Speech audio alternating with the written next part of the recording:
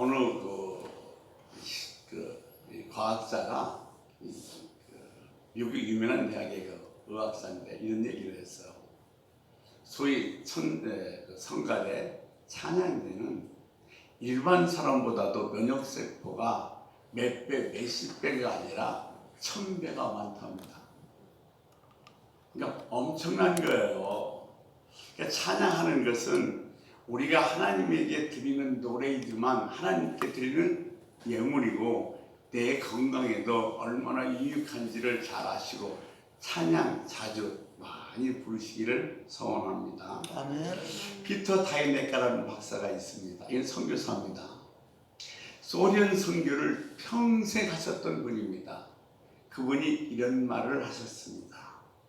그가 포크라파 사람들을 무역상 또는 관광객으로 위장시켜서 소련을 보내서 성경책을 나눠주는 선교운동을 했습니다.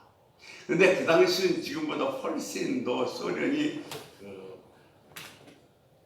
열리기 전이기 때문에 성경을 잘못 전해졌다면 큰일 날 수가 있습니다.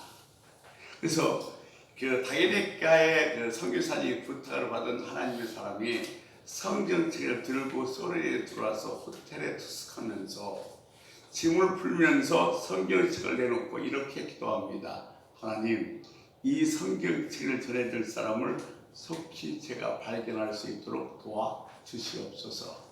그런데 그 순간에 호텔 여조공원이 무엇을 정리하기 위해서 그 방으로 들어옵니다. 방으로 들어오더니 성경책을 보는 순간에 눈에 광채가 납니다. 그러더니 한 발짝 한 발짝 성경책이 있는 쪽을 다가갑니다. 그러면서 그 성경을 만져보고 싶어 합니다. 그때 하나님의 사람이 만져보고 싶으면 만지세요. 갖고 싶으면 가지세요. 그랬더니 그 여인이 갑자기 그냥 누가 뺏어갈까봐 성경을 가슴에 딱 안고서 감사합니다, 감사합니다 하면서 얼마나 우는지 모릅니다. 그러면서 이렇게 얘기합니다. 내가 이 성경을 갖기 위해서 30년 동안 기도했습니다. 나는 그리스도인입니다. 내가 내 눈으로 직접 성경을 얼마나 읽고 싶었는지 모릅니다. 이제 그 성경을 얻었으니 너무너무 기쁘다는 겁니다. 우리는 언제든지 성경을 읽을 수 있고 들을 수 있습니다. 그런데 이것이 얼마나 놀라운 축복인지 모르고 산다는 겁니다. 오늘도 말씀을 듣는 이 순간 그런 축복이 여러분에게 임하기를 주의 이름으로 소원합니다. 아멘. 우리가 기억할 것이 하나 있습니다. 하나님이 내게 준 소명이에요. 하나님 내가 그렇게 이루겠다고 말씀하셨어요. 내게 준 사명이에요. 그런데 그것이 내가 이루려고 하면 하나님이 내게 주신 사명이라 할지라도 그 길에는 반드시 장애물이 있다는 겁니다. 오늘 느헤미야가 이 이스라엘의 성벽을 재건하고 개혁과 변화를 시킨 마음을 가졌습니다. 그런데 그 마음은 느헤미야 마음이 아니라 하나님께서 느헤미야에게 심어준 마음이고 하나님의 소원이며 사명입니다. 그런데 그럼에도 불구하고 하나님의 소명의 길을 가는 느헤미야에게도 장애물은 있었습니다. 여러분, 하나님의 뜻이기에 하나님이 주신 사명을 내가 감당하기에 전혀 장애물이 없이 쉽게 갈 수 있다고 생각하지 마십시오. 여러분, 하나님의 뜻이라고 해서 장애물이 없는 것이 아니라 하나님이 계획하고 하나님이 인도하시는 길이라 할지라도 그 길에는 반드시 장애물이 있습니다. 우리는 장애물을 만나면 두려워하고 또 순간 좌절하기도 하지만 이 장애물 속에는 하나님이 숨겨놓은 디딤돌이 있다는 겁니다. 어떤 사람은 인생의 장애물 때문에 좌절하고 절망하고 망해버리지만 어떤 사람은 오히려 그 장애물 때문에 빛이 나는 사람이 있습니다. 왜 그런가 하냐면 그 장애물 속에서 어려움 속에서도 자기 인생을 빛나게 했던 사람은 그 장애물 속에서 하나님이 숨겨놓은 아름다운 디딤돌을 발견했기 때문입니다. 우리 앞에 지금 경제적으로 여러 가지 어려움도 있고 다시 코로나19도 늘어나고 있습니다. 우리에게 엄청난 장애입니다. 그러나 여러분 그 장애물 앞에 좌절과 절망하시면 안 됩니다. 왜냐하면 그 엄청난 장애물 안에 하나님이 숨겨놓으신 아름다운 디딤돌이 있기 때문에 그렇습니다. 우리는 장애물 안에서 하나님이 숨겨놓은 디딤돌을 발견하고 그것을 딛고 이기는 방법을 오늘 본문에 감춰 놓았습니다. 자, 에스라가 2차 포로 귀환을 합니다. 이스라엘 백성들은 바벨론으로 포로로 잡혀갔다가 3차에 걸쳐서 귀환합니다. 1차는 귀환은 스룹바벨이 주관하고 2차는 에스라가 주관하고 3차는 느헤미야가 주관을 합니다. 그런데 2차에 에스라가 귀환해서 제일 먼저 한 것이 무엇이냐면 우상탑합니다. 우리 민족이 왜 이렇게 고난을 받고 포로로 잡혀갔는가 하면 우리가 우상을 섬겼기 때문입니다. 우리 우상을 다 버립시다. 우상 탈피를 원합니다. 두 번째,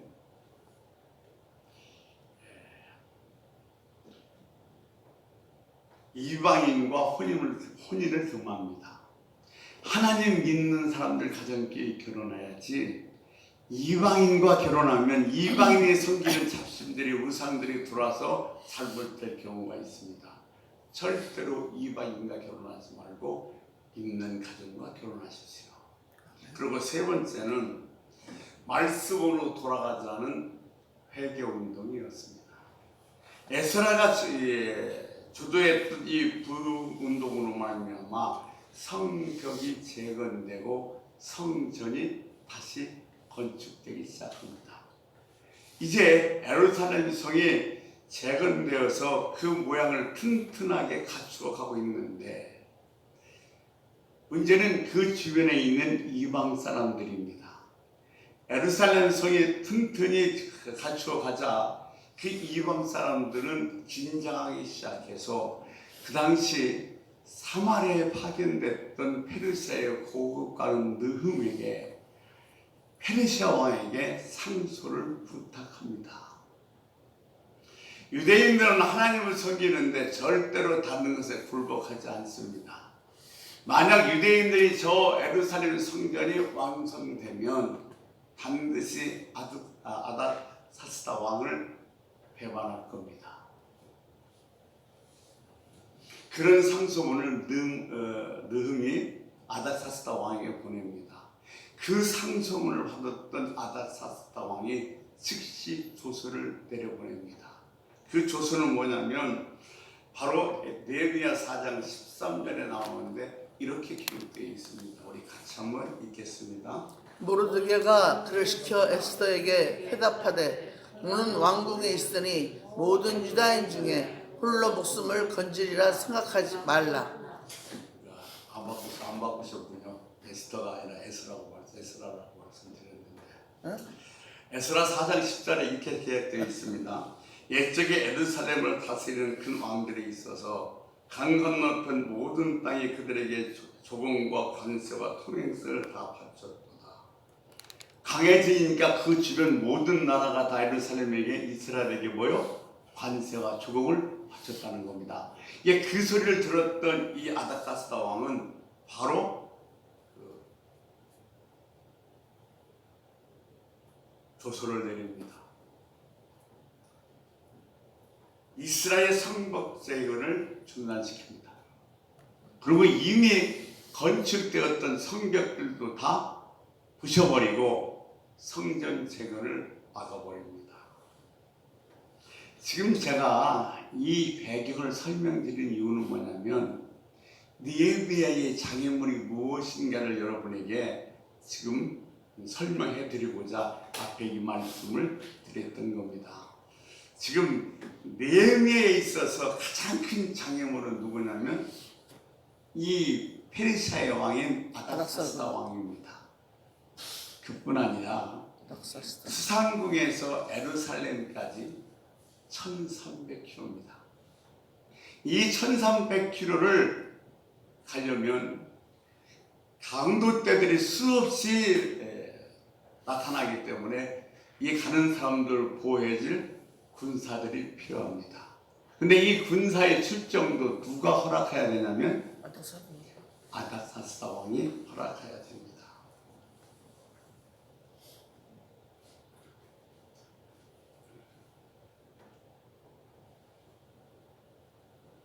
두 번째, 이 느헤미야가 성전을 재건하기 위해서 예루살렘까지 가기 위해서는 수많은 총독들을 만나야 됩니다. 그들이 통과시키지 않으면 갈 수가 없습니다. 근데 그것을 통과하는 통과증이 있어야 되는데 그 통과증도 누가 발행해 주느냐? 아닥사스다 왕이 발행해 줍니다. 느헤미야는 지금 성전을 재건하러 가지만 아무 재료가 없습니다. 그런데 그 모든 재료도 누가 줘야 되느냐면 아닥사스다 왕이 줘야 됩니다. 이것이 느헤미야 2장 8절 얘기인데, 그런데 지금 이 아닥사스다 왕은 어떤 사람이에요? 성전 재건을 반대한 사람입니다. 이것이 장애물이에요. 그렇다면 느헤미야가 이 장애물을 어떻게 드디고 드립도를 발견하고 사명을 완성하게 되는가를 우리 같이 한번 오늘 본문을 통해서 찾아보도록 하겠습니다. 혹시 여러분 장애물 경기 아세요? 우리 초등학교 때 운동회 때 장애물 경기했습니다. 평균 때도 가야 되고 가다가 떨어지면 다시 가야 됩니다. 굴리는 그 통도 통과해야 되고 그물도 통과해야 됩니다. 그러니까 이 장애물 경기는 다른 질만 잘해서 1등할 수 없습니다. 장애물 경기에서 1등하려면 장애물을 잘 통과해야 됩니다. 그래서 어떤 사람이 우리 인생은 마치 장애물 경기 같다고 그랬습니다. 많이 배웠다고 잘났다고 잘된다고 내가 성공한 것이 아니라 내 인생에 부딪히는 수많은 장애물을 어떻게 극복하느냐가 내 인생의 성공이 달렸다는 겁니다. 자, 이 우리들의 인생에 있었던 장애물을 디딤돌로 바꾸려면 첫 번째는 하나님의 때를 기다려야 합니다. 느헤미야 1장 1절을 우리 같이 한번 읽어보겠습니다. 시작. 하갈의 아들 느헤미야의 말이라. 아닥사스다 왕 제20년 기슬월에 내가 수산궁에 있는데. 아닥사스 왕 제20년 무슨 월? 기슬월이라고 했는데 이 기슬월은 BC 445년 11월 16일부터 12월 15일까지를 얘기하고 있습니다. 다시 이것을 느헤미야 2장 1절에 보면 뭐라고 되어 있냐면 아닥사스다 왕 제20년 니산월에 왕 앞에 포도주가 있기로 내가 그 포도주를 왕에게 드렸는데 이전에는 내가 왕 앞에서 수심이 없었더니. 자, 여기서 니산월은 3월 16일부터 4월 15일까지를 얘기하고 있습니다. 그러니까 이슬월부터 니산월까지는 다 몇 개월이냐면 4개월입니다. 느헤미야가 하나님의 뜨거운 사명을 받고 4개월 동안 뭘 했냐면 기다립니다. 왜 기다립니까? 하나님 시간이 될 때까지 기다린 거예요. 어쩔 때는 하나님께서 즉각적으로 응답할 때도 있습니다. 하나님 시간이 즉각적일 때가 있어요. 하나님 때가. 그러나 그것은 그때가 하나님 때로 정하는 겁니다. 느헤미야는 움직일 수 없어요. 왜냐하면 이 일을 하나님께서 시작하셨다면 반드시 하나님께서 길을 여셔야 하시기 때문에 그렇습니다. 하나님께서 움직이실 때까지 기다리는 거예요. 아버지 때가 될 때까지 기다리는 겁니다. 하나님은 언제 움직이시냐면 당신이 작정하신 시간에 움직이십니다. 사명을 넣어주고 그 사명을 우리의 삶에서 실제로 이루실 때에 하나님이 정한 시간에 움직이시는 겁니다. 하나님께서 움직이시지 않는데 내가 움직이면 힘이 들어요. 고통스럽습니다. 벅찹니다. 그런데 하나님께서 길을 열어서 그 길을 하나님과 함께 가면 치열하게 갈 수 있는 겁니다. 오늘날 사람들이 직장에서, 생업에서, 가정에서 이 어려움을 만나면, 이 장애물을 만나면 쉽게 좌절합니다. 왜? 내가 원하는 시간에 그것이 이루어지지 않았기 때문에 그렇습니다. 여러분, 우리가 어떤 일이 있어서 하나님 앞에 기도하고 하다가 좌절하고 절망한 이유는 뭐냐면 내가 시간을 정해놨어요. 그리고 그 시간에 이루어지지 않기 때문에 절망하는데, 이루는 시간은 내가 정하는 시간이 아니라 하나님이 때, 하나님이 움직이는 시간, 하나님이 일하시는 시간이 있다는 겁니다. 그러니까 우리는 절대로 시간을 내 마음대로 정해서는 안 됩니다. 아직 하나님의 시간이 안 됐어요. 하나님이 실패하신 것 아닙니다. 하나님이 아직 움직이시지 않으셨어요. 그런데 내가 시간을 정해놓고 정해놓은 시간이 지났다고 이제는 안 된다고 못한다고 좌절하고 절망해버린다는 겁니다.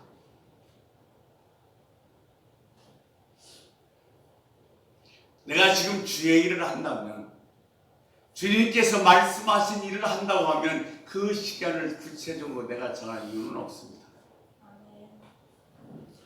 하나님이 움직이실 때, 그때 하나님 때를 기다리는 지혜가 필요합니다. 여러분, 지금 여러분의 고난과 어려움과 인생의 장애물이 있다면 여러분이 이게 언제까지 해결돼야 돼 시간을 정해놓지 말고 하나님이 정해준 시간을 기다리는 은혜, 기다리는 능력이 있길 소원합니다. 아멘. 그러니까 우리가 하나님 때를 기다릴 수 있는 지혜가 필요합니다. 언제까지 인내해야 됩니까? 우리 역사 속에서 이걸 잘하신 분이 한 분 있어요.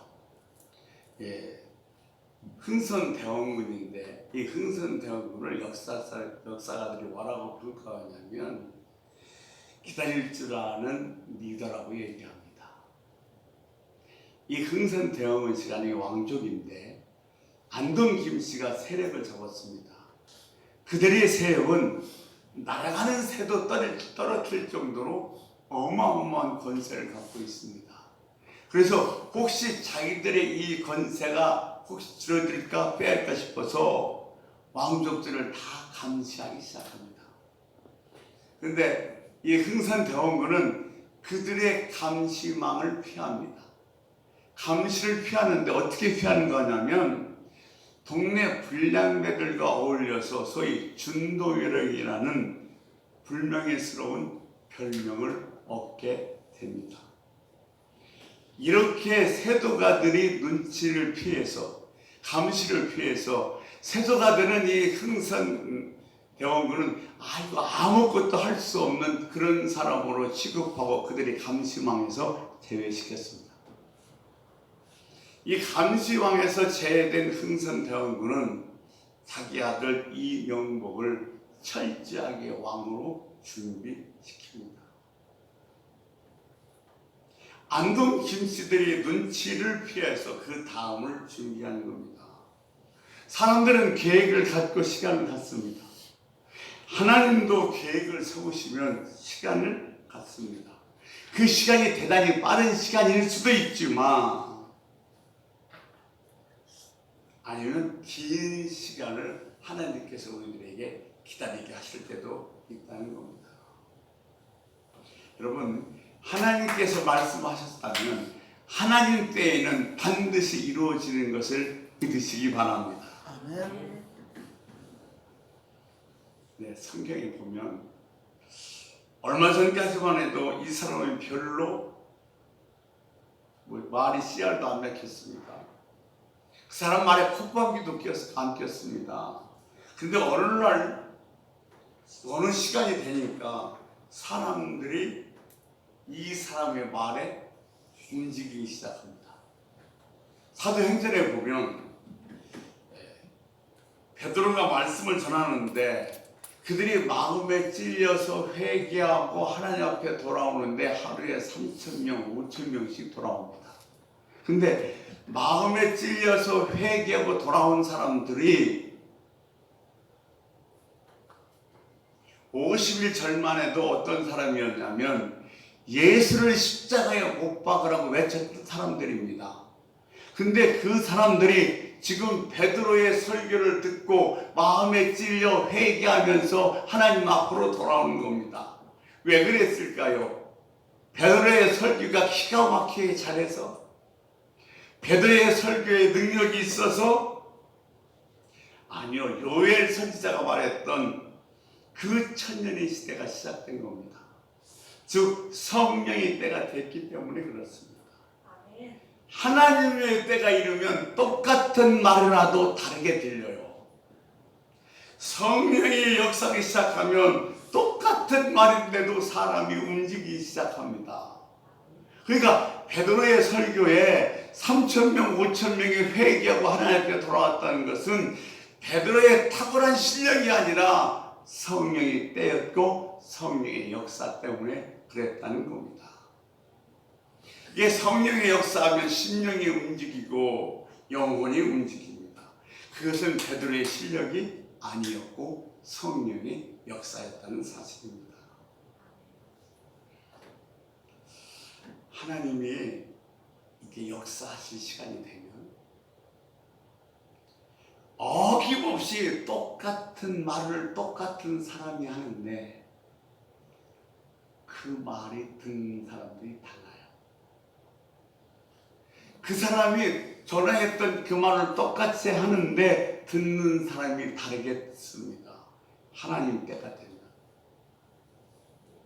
하나님 때가 되면 그 사람이 똑같은 말인데 사람들이 움직이기 시작합니다. 콧방귀도 안 꼈는데 그 사람 말에 움직이기 시작하는 거예요. 그것은 그 사람의 능력이 생겨서 그런 것이 아니라 성령이 역사하시기 때문이라는 겁니다. 아멘. 보세요. 다윗도 사무엘에게부터 기름을 부음받았습니다. 이것은 왕이 되는 기름이에요. 하나님은 이 다윗을 이미 왕으로 세워버렸습니다. 근데 왕으로 세웠는데 바로 왕이 됐습니까?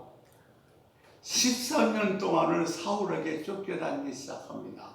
그런데 어느 날 사울이 자기 앞으로 옵니다. 다윗이 이 사울을 죽여버리면 이제 자기가 왕이 될 수 있습니다. 그런데 다윗은 절대로 사울을 죽이지 하나님의 사람은 억지로 인간적으로 그 시간을 만들지 않는다는 거예요. 하나님이 기름을 부었습니다. 하나님이 계획이 있습니다. 하나님이 약속하셨습니다. 그러면 언젠가 하나님이 때가 되면 그 약속은 반드시 이루어질 걸 믿고 인간적으로 억지로 그 방법을 선택하거나 행하지 않는다는 겁니다. 우리는 인간적으로 억지로 할 필요가 없습니다. 그렇게 안 해도 하나님께서 블레셋의 칼을 빌려서 사울을 정리합니다. 다윗이 일찍 왕을 세웠습니다. 근데 13년 동안을 사울을 피해서 도망 다녀야만 했습니다. 왜? 13년 동안 하나님은 다윗을 왕이 될 제목으로 만들어 가고 있었던 겁니다. 그래서 하나님은 하나님의 계획을 세웠더라도 하나님 때가 돼야 역사하시고 일하신다는 사실입니다. 그러므로 우리는 우리가 시간을 정하지 말고 하나님의 때를 기다릴 수 있는 그런 인내할 수 있는 능력이 있어야 될 줄로 믿습니다. 아멘. 자, 좋은 생각인데 나쁠 때가 있어요.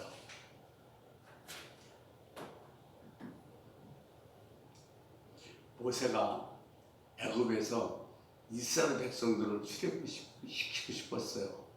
근데 그것은 자기 생각이 아니라 누가? 하나님의 생각이었어요. 그래서 어느 날 애굽사로 한 사람을 죽입니다. 아니 한 사람씩 죽여서 언제 출애굽해요? 근데 그가 다시 그때 도망갔다가 80세가 되니까 하나님께서 모세를 부르시는 시간이 된 거예요. 그 시간 전에는 모세가 아무리 젊었어도 그 일을 못했습니다. 할아버지인데 지팡이 하나 갖고 홍해를 가르고 반석을 쪼개고 우박이 내리고 강을 피바다로 만들기도 합니다. 놀라운 기적과 이적이 일어나요. 왜? 하나님 시간이 하나님 때가 되었기 때문입니다. 모세가 달라졌어요? 아니요, 때가 된 겁니다. 하나님의 시간이 되면 똑같은 사람인데 하나님은 그 사람을 통해서 드러내고 나타내시는 거예요. 여러분, 우리도 하나님의 때를 기다리면 하나님은 반드시 나를 통해서 하나님을 드러내고 나타낼 줄 믿습니다. 아멘. 내가 어떻게 나를 드러내고 나타내려고 애쓰는 게 아니라 하나님 때가 되면 하나님은 자연적으로 나를 나타내고 드러나게 하실 줄로 믿습니다. 아멘. 하나님의 이 가슴에 사명을 주셨다면 하나님의 시간이 이룰 때까지 기다려야 합니다. 하나님의 때가 되면 하나님의 때가 돼서 움직이면 지팡이 하나로 모든 이적과 기적을 베풀게 되는 거예요. 바로 그것이 하나님의 시간이 되었다는 것입니다. 느헤미야가 움직이지 않습니다. 하나님의 시간이 될 때까지 느헤미야는 기다립니다.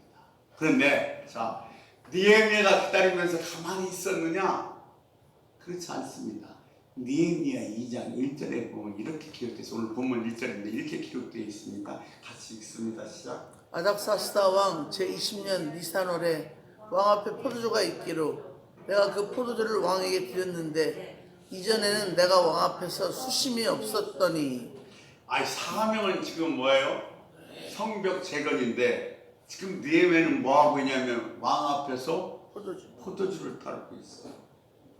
이것이 왕 앞에서 포도주를 따르는 것이 내 사명과 아무런 관계가 없는 것 같지만 이거로 말미암아 느헤미야의 하나님의 말씀하신 사명을 이루는 계기가 되는 거예요. 여러분, 우리가 매일매일 살아가는 삶, 때로는 지루하고 아무것도 일어나지 않는 삶, 그 삶이 나의 사명과 아무런 관계가 없는 것 같지만 절대 그렇지 않습니다. 하나님의 시간이 될 때까지 철저하게 인내하고 기다리면 여러분은 여러분이 지금 인생에 막혀있는 장애물이 디딤돌이 될 줄로 믿습니다. 아멘. 두 번째, 느헤미야가 장애물을 디딤돌로 어떻게 만드는가 하면 4개월 동안 그냥 기다린 게 아니에요. 응답될 때까지 계속해서 기도했습니다. 자, 보세요. 여러분, 우리가 하는 모든 일에는 하나님이 하실 일이 있고 내가 할 일이 있습니다. 이거 구별하는 거 대단히 중요합니다. 그런데 하나님이 하실 일은 나는 죽었다 깨나도 못해. 그러니까 하나님이 하실 일을 하나님이 하실 수 있도록 우리는 뭐 해야 되는 거예요? 기도해야 되는 거예요. 그래서 주기도문에서 뭐라고 얘기하냐면 뜻이 하늘에서 이루어진 것처럼 땅에서도 이루어진다. 지금 느헤미야는 아닥사스 왕을 움직일 수가 없습니다. 이미 아닥사스 왕은 성벽 재건을 막아버렸어요. 거기에 반대되는 이 상소문을 옮기면 목을 내놓아야 됩니다. 아닥사스 왕이 기분이 나쁘면 죽을지도 몰라요. 그런데 이 아닥사스의 왕의 마음을 움직이는 걸 누가 해야 되냐면 하나님이 해야 됩니다. 그러니까 하나님이 하실 일을 하나님이 하실 수 있도록 뭐 해야 돼요? 기도해야 되는 거예요. 그런데 좀 기가 막히게 있어요. 느헤미야 2장 4절에 보면 같이 한번 읽읍시다. 뭐라고 하나? 왕이 내게 이르시되 그러면 내가 무엇을 원하느냐 하시기로 내가 곧 하늘의 하나님께 묵도하고. 아멘. 보세요. 네가 무엇을 원하느냐? 네 소원이 뭐냐? 그럼 여러분 뭐 해야 돼요? 소원 얘기해야죠. 그렇잖아요? 근데 지금 이 느헤미야는 뭘 하냐면 네 소원이 뭐냐? 네가 뭘 원하냐 그랬더니 하나님께 묵도하고 그랬어요. 다시금 하나님께 기도하는 거예요. 하나님 왕을 설득할 수 있는 지혜를 주세요. 왕의 마음을 움직여 주세요. 하나님 그럴 수 있도록 도와주세요. 내가 필요한 걸 잘 설명할 수 있도록 지혜를 주세요. 하나님 앞에 묵도하고 그랬습니다. 느헤미야는 자기가 할 수 없는 일인 줄 너무 잘 알아요. 그래서 하나님께서 하실 수 있도록 기도하고, 네가 뭘 원하냐 얘기할 때도 그 하나님 아닥사스 왕의 마음을 잘 움직일 수 있도록 지혜를 주고 설명할 수 있도록 지혜를 달라고 하나님 앞에 묵도한 겁니다. 왜 그런 거냐면 느헤미야는 아닥사스 왕의 바꿀 능력이 없어요. 하나님만이 하실 수 있습니다. 아멘. 그러니까 하나님만이 하실 수 있는 일은 하나님만이 하실 수 있도록 해야 됩니다. 그것이 뭐예요? 기도. 우리가 왜 기도를 그만둡니까? 하나님이 주신다고 약속하신 것은 하나님 때가 되면 반드시 주시는데 내가 때를 정해놓고 그때까지 그것이 주어지지 않았다고 그만두기 때문에 그렇습니다. 여러분, 기도에 응답 안 하는 것은 없으십니다. 그러니까 내가 때를 정하지 말고 하나님 때가 그때서 그때 이루어질 수 있도록 우리는 계속해서 기도해야 될 줄 믿습니다. 아멘. 그래서 느헤미야 1장을 보면 느헤미야는요 금식하며 기도했고 간구하며 기도했고 엎드려 기도했습니다. 하나님을 일하게 하는 방법 기도밖에 없습니다. 아멘. 기도 절대로 쉬지 마십시오. 아멘. 지난 시간에 말씀드렸던 것처럼 내가 기도해서 응답 받았다고 그 기도 쉬면 안 됩니다. 우리는 응답이 목적이 아니라 그 응답을 주신 하나님이 목적이기 때문에 그렇습니다.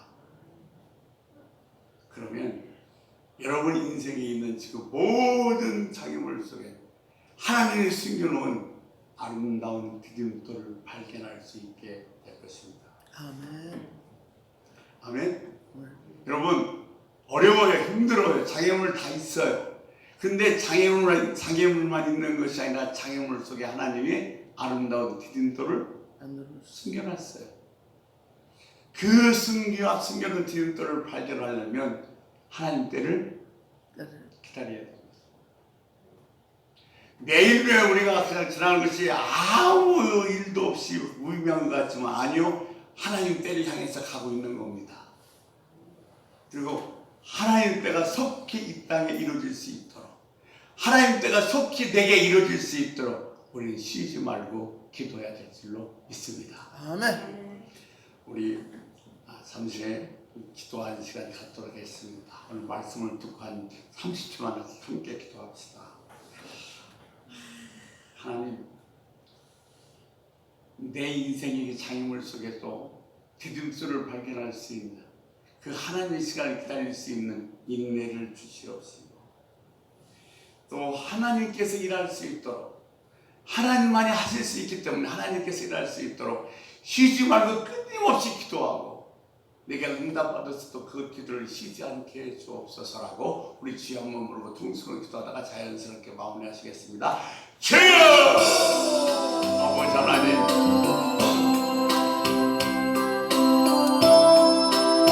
살아가면 장애물이 있는지 모릅니다. 그러나 그 장애물은 장애물이 된 것이 아니라 하나님께서 만든 것이 디딤돌을 숨겨놓은